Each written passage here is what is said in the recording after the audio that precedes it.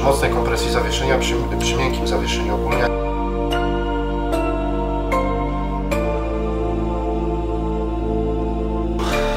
Korka tego głównego.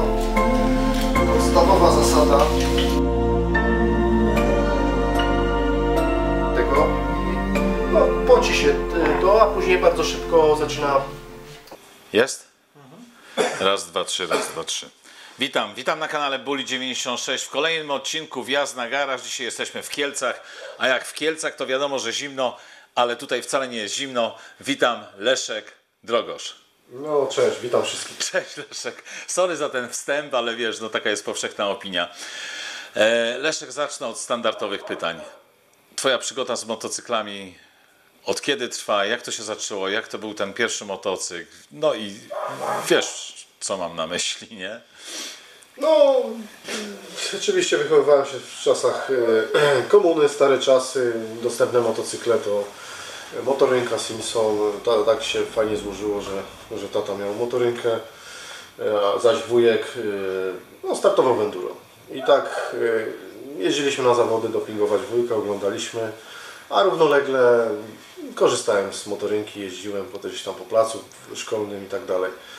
No i trochę później ten czas jakoś tak, bo to w sumie miałem 6-7 lat, także to był pierwszy kontakt z motocyklem, z motorynką. A do enduro? Jak trafiłeś? To pojechałem na rajd popularny, właśnie tąże motorynką i nabór był do sekcji motorowej, Korona Kielce.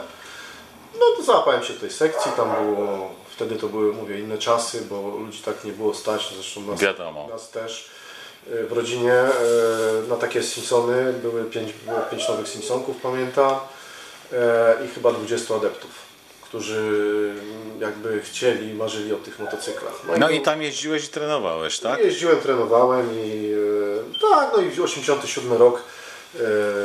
To był pierwszy sezon taki, chyba raz wystartowałem.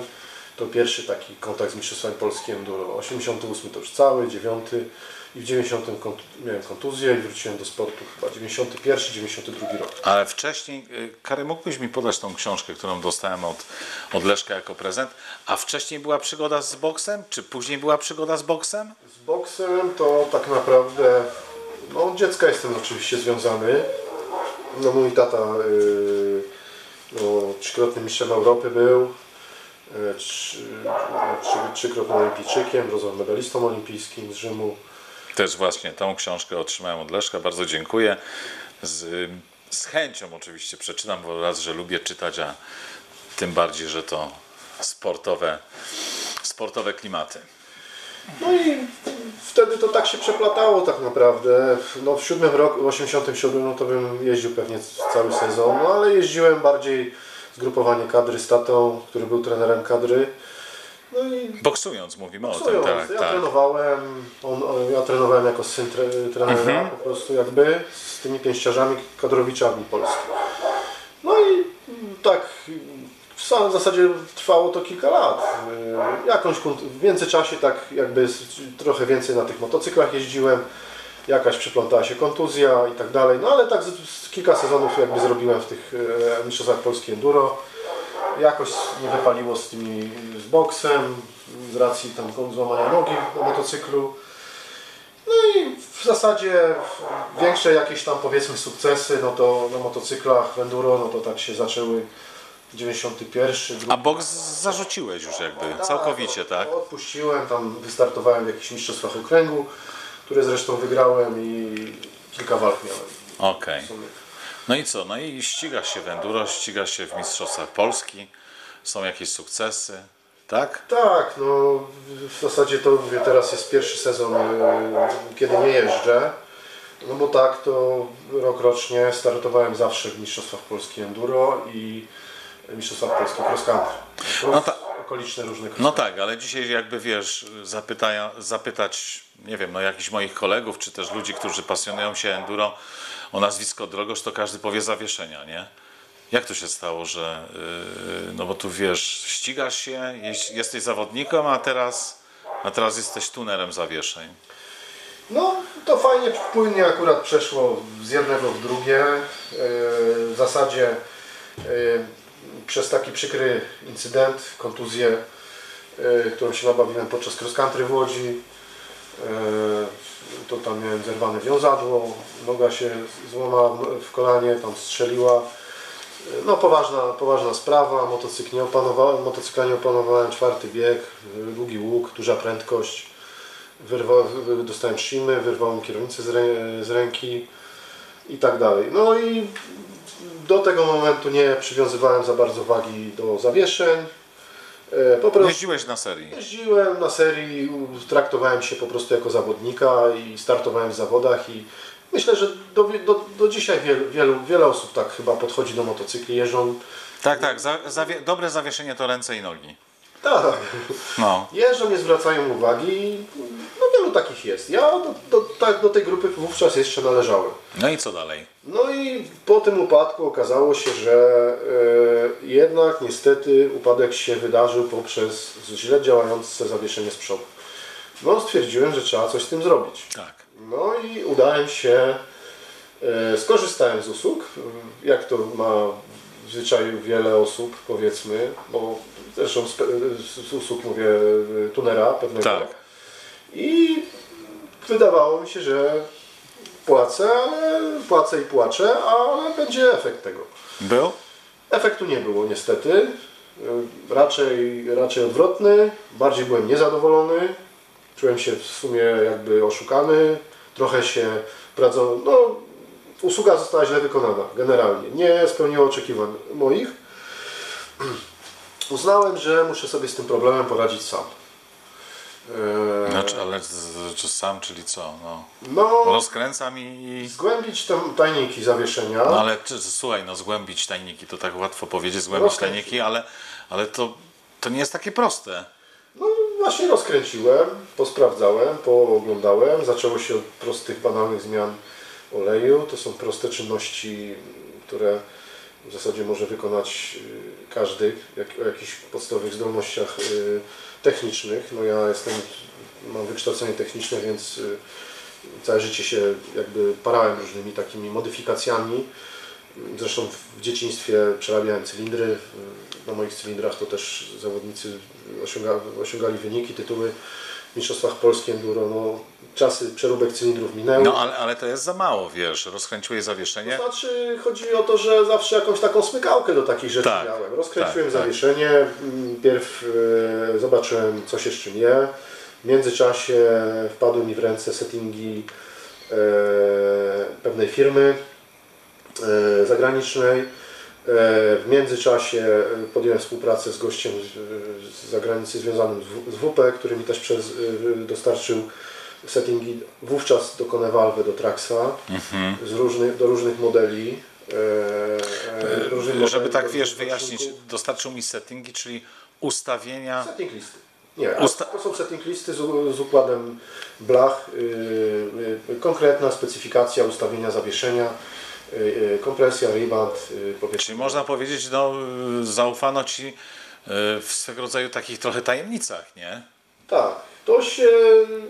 No tak, w sumie to czasami ciężko znaleźć taki, powiedzmy, jak ktoś jest na drodze takiej początkowej, żeby, nie wiem, żeby trafić na kogoś takiego, że komuś zaufa, że jakby pomoże mu, żeby on jakby się rozwinął i a mnie tak pomożono, można powiedzieć, nie? Bo to jednak dzięki temu w sumie to tak się zaczęło banalnie. No to okej, ale czekaj, no to jest wypadek, stwierdzasz, że musisz zgłębić tajniki zawieszenia, rozkręcasz, wcześniej oddajesz do tunera, on robi Ci tą usługę, ale Ty nie jesteś zadowolony, dalej to jest do niczego. Uczysz się, rozumiem, gdzieś w internecie, poznajesz ten świat tunerski, oni Ci ufają, no i co? No, w internecie to właśnie, no mówię, to już wiele lat temu, to był całkowity początek. Wszystko co związane z firmą Racetech, wiadomo, wszystkie settingi Racetecha, wszystkie tam jakieś opisy, jakieś nazewnictwo, to są podstawy, to jest gimnazjum całkowite. No dzisiaj to myślę, że studia wyższe u mnie są, no ale zaczynałem od takiego gimnazjum. Natomiast to taki początek całkowity. No mówię, testowałem na sobie. Wtedy był czas XC300 takiego zawieszenia? Takiego motocykla, Tak, przepraszam. to był wersja Stany 4C z przodu, zawieszenie toporne, masakra. Tamto w wersji tej cross-country'owej, twarde, bo to bardziej miało więcej wspólnego. Czyli rozbierasz je, robisz setting. Adaptuję, załatwiłem settingi do tego zawieszenia właśnie. Wrzuciłem settingi do takiego 4CS-a. Okazało się, że taki beton, że po prostu dla mnie, tak jak mówiłem wcześniej, dla mistrza Europy w zasadzie, a nie dla zawodnika, który staje powiedzmy na podium niektórych zawodów cross country czy tam enduro takiego jak ja, bo ja sobie nie radziłem po prostu z tym. Zacząłem to modyfikować. Zacząłem uwzględniać te różne zależności, które zaobserwowałem w settingach, które dostałem wcześniej. Tak. Szukasz własnych rozwiązań, tak? Czym się te właśnie zależności między takimi, czym się różni setting do setki, do 250, dwusuwa, czterosuwa, 350, 450. Zależności porównując kiedyś te zależności, próbowałem je wcielić w życie, adaptując jakby setting ten, który dostałem do 4CS-a konkretnie, pod moje zapotrzebowania. Zacząłem zmiana za zmianą. Co trening była zmiana, trening, zmiana. No, moi koledzy to się już śmiali, że już ja mam chorobę. Ja cały czas skręciłem, coś zmieniałem. Na trening nie wyjeżdżałem, dopóki settingu nie zmieniłem. Kiedy, przerwę Ci, kiedy pojawił się pierwszy klient? No bo to cały czas robisz jakby dla siebie, nie? Myślę, że ciężko powiedzieć, kiedy się pojawił pierwszy klient, ale mi się wydaje, że około 2 lat temu. Czyli domyślam się, wśród Twoich kolegów, tak? Tak, bo w sumie to była taka bardziej pasja na początku, wykorzystywana w moich jakby tej cudzysłów karierze motocyklisty, czyli te wszystkie settingi, zmiany i tak dalej. Ale pierwszą osobą, która mi zaufała, no to był oczywiście Sylwester Jędrzejczyk. Zawodnik Utytułowany, tak. Mistrz Polski cross country enduro, który tam miał jakieś złe doświadczenia z tym swoim wcześniejszym tunerem. No i tak wysłał mi zawieszenie do roboty. Nawet chyba to było przed cross country Kwidzyn. Tak mi się coś mi świta, że ja przyjechałem do niego do domu. I u niego żeśmy robili konewalwę. O ile dobrze pamiętam. Ale to konewalwę to grubo, tak od razu na szeroką wodę. Ja też wtedy, w tym momencie to też jeździłem już na konewalwę. Także już zmieniałem już w konewalwę. Już tak nie był 4C, tak tylko jest. cały czas atak, konewalwę, trening, konewalwę, setting, nie? Sprężyna w kartridżu inna zmieniono, tak? A cały czas zmiany były, nie?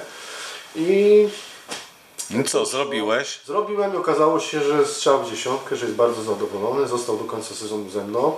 W międzyczasie, no to jest... Ale to czekaj, czyli rozumiem, że to była ta graniczna data lub Tak, też tak. można powiedzieć, no, data rozpoczęcia Twojej działalności.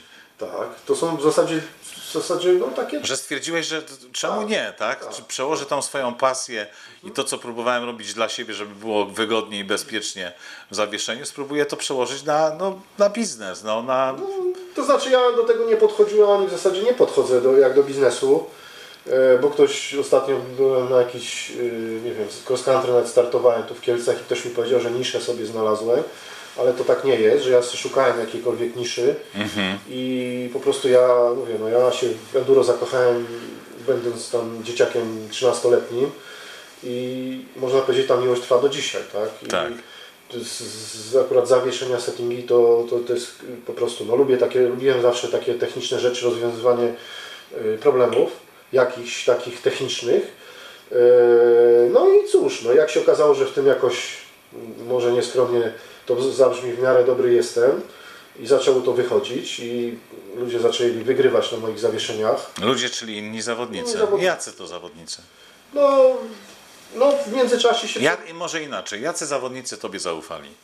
To znaczy z tych, którzy do dzisiaj jeżdżą, tak, bo w międzyczasie jeszcze się przewinęło, no różnie zaczynają jeździć, no znaczy generalnie jest tak, aktualnie no to wiadomo, no Emil Juszczak, Maciek Giemza to są takie osoby dominujące.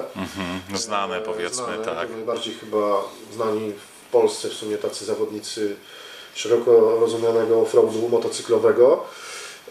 No oczywiście Rafał Bracik, Oleg Bracik, Sylwek Jędrzejczyk, tak. Dawid Mordasiewicz, Mistrz Polski Cross Country. No wcześniej był tak samo Roman Ulenberg, też wicemistrz Polski. Tomek Wikowicz, no wielu jest zawodników. Co w sytuacji, jeśli zepsujesz komuś zawieszenie takiemu zawodnikowi? To znaczy nigdy się nie zdarzyło, żebym zepsuł komuś zawieszenie. To jest duże wyzwanie. No generalnie cóż, no wynik ma zawodnik robić, oczekuje jak najlepszego produktu, jak najlepszego wykonania. Ciebie obdarza zaufaniem. Obdarza mnie zaufaniem. Jeśli ty byś zepsuł, no to już jest... Nie ma takiej możliwości, żebym zepsuł i do tej pory się to nie zdarzyło i po prostu to jest obarczone dużym, no to jest odpowiedzialność duża z mojej strony, jakby nie patrzył, bo ja wiem, że ten człowiek, no powiedzmy taki... Ale to jest też taka odpowiedzialność na jego bezpieczeństwo, nie? Tak, bo zawieszenie to... Nie tylko szukanie tych sekund, tej przewagi, tego komfortu, no, tego lepszego ścigania się, nie? Ale to też jest bezpieczeństwo, no. Znaczy, może nie w przypadku ty i zawodnik, natomiast w przypadku w ogóle zawieszenia, nie? Może źle tu postawiłem za pytanie, ale to się nie przejmuj. Nie, no zawieszenie to mówię, no to tak naprawdę, mówię, no kiedyś to były przeróbki cylindrów, jakichś silników i tak dalej. Dzisiaj to są zawieszenia. Zawieszenie albo pozwoli szybkiemu zawodnikowi jechać jeszcze szybciej, albo w ogóle jechać bezpiecznie. I niezależnie od poziomu zaawansowania. Dla jednego zawodnika prędkość jakaś, która jest uważana za prędkość bezpieczną, będzie już dla innego jadącego obok prędkością obarczoną dużym ryzykiem, który może sobie krzywdę zrobić. No, są takie sytuacje, że mówię, z doświadczenia wiem, tak, bo to z tych starych czasów, jak się tam powiedzmy jechało, a później nagle jechało się dobry i zły setting, na tej samej próbie enduro, te same dziury, te same kamienie, te same korzenie. Jednym zawieszeniem przejeżdżam i walczę o życie i naprawdę jest niebezpiecznie, tak. Ale na drugim settingu przelatuję, koło przyklejone i jeszcze czuję zapas. Ja się koncentruję, skupiam na jeździe, na technice jazdy, na prędkości, na pozycji na motocyklu, na dojściu do zakrętu, na hamowaniu, a nie na korzeniach, kamieniach. Wiadomo, że zawieszenie nie wygładzi, nie zrobi asfaltu, ale on może pomóc, ale może też złe zawieszenie może przeszkodzić. Tak jest. Ja jako zwykły amator, bo tak wiesz, cały czas mówimy tuner, zawodnicy. Mogę u Ciebie zrobić takie zawieszenie? No tak, oczywiście, no tym się zajmuję, no zawodowo. Okej. Jak się to odbywa? Mam je wysłać, mam do Ciebie zadzwonić, mam do Ciebie napisać. Jak to wygląda z takiego technicznego punktu widzenia? To znaczy... Ty przeprowadzisz ze mną jakiś wywiad? Tak, oczywiście wywiad. To jest standardowa procedura, czyli wiadomo, no, interesuje mnie i wiadomo waga, specyfikacja terenu, waga człowieka, jaki motocykl, gdzie jeździ, jaki poziom zaawansowania, jaki preferuje styl powiedzmy jazdy, czy tam zawieszenia, czy lubi komfortowe, czy bardziej miękkie, no szczegóły takie. Rozumiem. To są rzeczy istotne, jak oczywiście no generalnie nie jeżdżę po różnych zawodach, bardziej preferuję stacjonarną pracę, tak? Pracę stacjonarną. A dlaczego nie jeździsz po zawodach? No nie jeżdżę po zawodach, bo nie uważam, żeby praca gdzieś tam w busie, na prędce przy wianuszku oczekujących zniecierpliwionych klientów wiązała się z jakością. No to bardziej uważam, że to jest skok na kasę. No nie każdy się musi ze mną zgadzać, no ale takie jest moje zdanie. No jednak na spokojnie, na przykład w takim warsztaciku rozłożyć setting, zastanowić się, zadzwonić do klienta, pomyśleć. Oczywiście każdy setting jest moją propozycją dla klienta, który mam swoje wypracowane settingi. Zresztą tutaj przygotowałem, tu są rozpiski settingów nie wiem, z 2 lat. Wszystkie settingi, które ludziom zrobiłem. To jest historia choroby jakby. Historia. Często się zdarza, to ciekawostka, wszystko jest powtarzalne. Często się zdarza sytuacja taka, że ktoś się przejedzie motocyklem jakiegoś swojego kolegi i nagle mówi, dzwoni do mnie, że zakochał się w tym settingu. Miałem takie sytuacje i chciałby dokładnie taki sam, jakiego kolega ma. Wtedy ja się pytam się, jaki to kolega, jak to motocykl. sprawdzam sobie, no dobra, no robimy identycznie, nie? No to też jest wygodna sytuacja dla Ciebie, nie? No wygodna sytuacja, jakby ale nie też, było. Wracamy do... Wiem, że... Do sprawdzonych rozwiązań, no tak. Tak, do sprawdzonych rozwiązań. Ja się tak bardzo też w sumie cieszę, to jest docenienie też mojej pracy i widzę, że że ludzie są zadowoleni. Nie? Cały czas spływają do mnie takie informacje, często na przykład ktoś dzwoni, że gdzieś byli w Rumunii i testowali zawieszenia robione Różnych tunerów, tak? Ludzi, i Twoje zawieszenie wygrało puchar za najlepsze zawieszenie, mówi tu w tym terenie. W grupie. No fajnie. Taki klient zadzwoni, tak. Mówi, że Super. jeździliśmy na zmianę raz tym, raz tamtym, a Twoje zawieszenie najlepiej chodziło. To cieszy takie coś. Super się rozmawia, my tu jesteśmy z Karem. O, Kary jest tutaj. Kary jest tutaj. Jesteśmy dosłownie od kilku godzin. Kary wziął swoje zawieszenie, ja wziąłem swoje. Zrobiliśmy mały setting, zobaczymy jak się jeździ. Zapłaciliśmy za to, nie pytajcie nas ile. Moim zdaniem to są całkowicie stawki rynkowe. Ja Was do tego namawiam, żeby ewentualnie skorzystać z usług takiej osoby jak właśnie Leszek. Leszek, na koniec każdego odcinka zadałem już jakieś wszystkie pytania, Kary, czy nie? Wszystkie. Tak? Zostało nam jedno tylko. Tak, to najważniejsze. Na koniec odcinka pytanie, ale to już zada Wam Leszek. Jakie to będzie pytanie, zaraz powiemy. Odpowiedzi wysyłajcie na adres bully.instagram@gmail.com. Nagrodą będzie, Leszek, co będzie nagrodą? Darmowy serwis zawieszenia. Mówimy o tyle i przodzie, czy przodzie i tyle, czy tylko tyle? Może być tył i przód. No to gruba nagroda, naprawdę. Może być. Te nasze nagrody na tym kanale są coraz lepsze, ale to tylko i wyłącznie dzięki takim osobom, między innymi jak Ty. Cieszy nas to niezmiernie, super. Może być tył i przód. Każdy kolejny bardzo zadowolony klient jest mile widziany w Drogoż Suspension. Okej. Leszek, jakie to będzie pytanie? Pytanie, wiesz, niech jest proste, bo to o to chodzi, żeby tych osób, które ewentualnie mogłyby wygrać tą Twoją nagrodę, żeby było więcej, nie?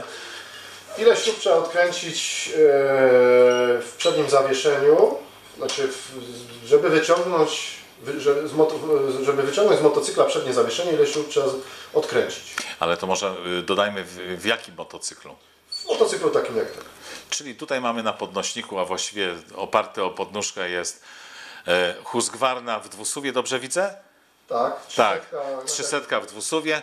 Ja chciałem Wam tylko zwrócić uwagę, żeby podając tą odpowiedź, żebyście pamiętali o wszystkich śrubach, jak również, bo to też bierzemy pod uwagę, o tych śrubach owiewki, ochrony, lak, osłonki. te plastiki, które tu widzicie. A jeszcze drugie pytanie mam, które nie jest jakby nagradzane, Tak.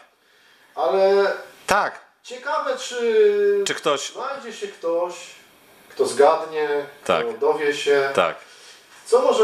do czego może służyć takie urządzenie w pracy serwisanta od zawieszeń. Tu nie ma nagrody żadnej za prawidłową odpowiedź, ale jest to niezwykle trudne pytanie dla osób niezwiązanych z tematem. W każdym serwisie A zawieszeń mógłbyś tak bliżej kamery? O, z WP właśnie. powinno się znaleźć takie urządzenie. Do czego może ono służyć? Taka tuleja, ona tutaj w przerwie jest karbowana, widzę, tak? Takie coś. Z dwoma otworami po boku. Ciekawostką jest to, że wiele serwisów motocyklowych, znaczy znam taki jeden, dlatego mówię, że na pewno gdzieniegdzie nie używają czegoś takiego, właśnie nie używają, a powinni. Aha, czyli no to trudne pytanie, rozumiem. Czyli tuner, który powinien używać czegoś takiego, nie używa, a nasi widzowie może będą wiedzieć, do czego się to używa. No właśnie, każdy z tych serwisów powinien takie coś mieć. Rozumiem. Każdy jeden. Rozumiem. Natomiast są tacy, co nie używają, a powinni, bo to jest obowiązek. Leszek, ja Ci bardzo dziękuję. Padła nam już, może nawet nie tyle kamera, ale wszystko już powoli pada. Nie, kamera mi padła, bateria i nagrywam Cię tylko teraz z tej kamerki, którą tutaj widzisz. Bardzo Ci dziękuję, że się zgodziłeś na przyjazd. Nam było naprawdę super tutaj z Karem. Spędziliśmy tutaj 6 godzin. Mamy głowy pełne pomysłów, nie? I pełne wiedzy. Super, super, super. Jeszcze raz super. Kciuki do góry. Bardzo Ci dziękuję. Trzymajcie się. Hej!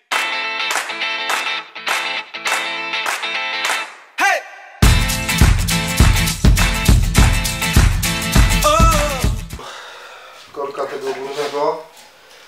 Podstawowa zasada, która dotyczy wszystkich Husqvarn, KTM-ów Six Daysów jest to, że należy używać oryginalnej nasadki, która, jeżeli jej nie używamy, używamy klucza sześcioprądnego, zwykłego, to uszkadzamy ten regulator napięcia wstępnego sprężyny, ponieważ są to dwa elementy niezależne od siebie, usytuowane współosiowo. Natomiast ta sztyca z tą śrubą na dole jest powiązana tylko z tym. Jeżeli próbujemy tym odkręcać, to dochodzi do pewnego momentu, gdzie jest właśnie to jest ta regulacja napięcia wstępnego sprężyny, która się kończy. W tym momencie działamy na rozerwanie tych dwóch elementów i owalizujemy otwór wewnętrzny tutaj. Jeżeli się popełnia ten błąd i się serwisuje zawieszenie używając takiej metody, powodujemy powolne rozszczelnianie tego i no, poci się to, a później bardzo szybko zaczyna klepać po prostu. Takie jest uderzenia. Uderzenia są słyszalne tutaj w tych zawieszeniach. Więc takie robimy zawsze tak. I robimy to przy demontażu i przy montażu.